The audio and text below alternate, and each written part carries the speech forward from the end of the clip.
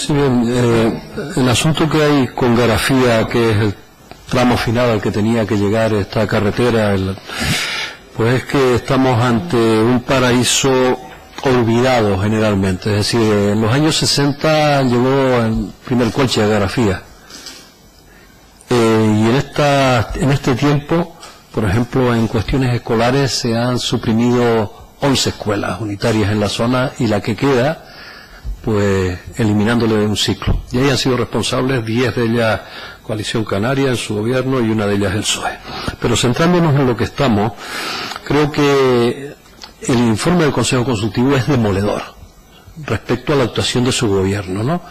Porque cuando habla de que teniendo 6 meses para presentarlo, esperan a los últimos días, y cuando el consultivo requiere al menos 30 días para poder emitir un informe, porque eso no se hace en una semana, pues habrá que explicar eso. No quiero calificarlo, pero habrá por lo menos que explicar el por qué ocurre. En segundo lugar, el expediente era contra la UTE adjudicataria, la Dirección de Obras y el organismo competente de su ejecución. La UTE es una subcontrata. ¿Qué pasa con quien directamente contrató? Es decir, no tiene ninguna, está exento de culpabilidad en este caso. Creo que nos encontramos ante un auténtico escándalo. Usted lo adelantó en sus datos. La obra subió de 32,4 millones a 54,3, 22 millones, mientras perdió 7,8 kilómetros en los tramos 2 y 3. Es decir, de 23,5 kilómetros se actuó en 15,4, fase 1 y primera parte de la fase 2. Es decir, se ha aumentado el presupuesto inicial en 67,42%, mientras se reduce la obra en un 33,2%. Es decir, esto es un auténtico escándalo y un negocio redondo para quien ha participado en él. De alguna manera, si no se producen las devoluciones y los reintegros al erario público de lo que no esté justificado debidamente. No se ha devuelto aún la cuantía de 4 millones sobre el presupuesto inicial en el tramo de Garafía en obras licitadas que no se iban a ejecutar. Por lo menos no tenemos conocimiento de que se haya devuelto. En las actas de recepción de octubre de 2016 se recogen anomalías como falta de publicidad, aprobación del modificado número 2 de 15,4 millones, sin documentación alguna, tal y como se especifica, ¿no?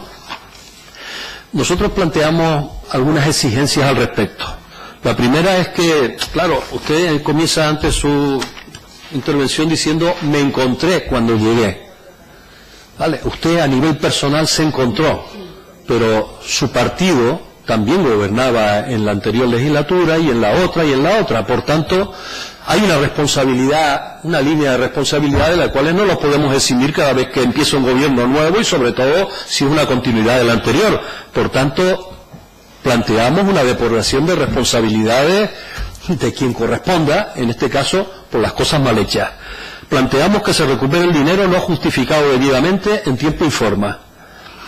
Conocer los pliegos de contratación, porque en la medida que conozcamos los pliegos de contratación vamos a saber si podemos plantear también que se penalice por el tiempo que corresponda de no contratación, tanto para la empresa principal como para la subcontratada, por esas graves irregularidades que ustedes mismos calificaban en el informe que se emitió al consultivo. Pedimos también que se termine la obra hasta el final del tramo 3, como estaba previsto en el contrato inicial, porque para eso se hacen los contratos. Es decir, lo que no puede ser es que se hace una cosa y luego se plantea la siguiente.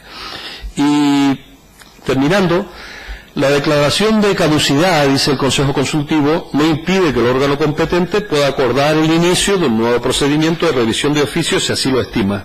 Nosotros pedimos que se reabra. Y decimos también lo siguiente. Le anunciamos que el grupo parlamentario de Podemos, si esto no ocurre, es decir, si no se reabre este expediente, pues nos veremos obligados a dar traslado a la Fiscalía para que se investigue y recuperemos para lo público lo que se adeuda y se cumpla con lo firmado. Muchas gracias. Gracias.